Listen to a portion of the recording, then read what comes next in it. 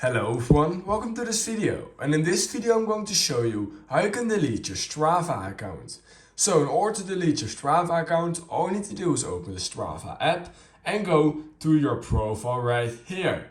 Then you're going to click right here over on settings, and then what you're going to do is you're going to click on help right here. Then you will see a delete your account option right here, and this is what you'll get some information of what is going to happen. And you can download your data if you want to. If you don't, you simply click on I downloaded or don't want to download my data, and you click on request account deletion.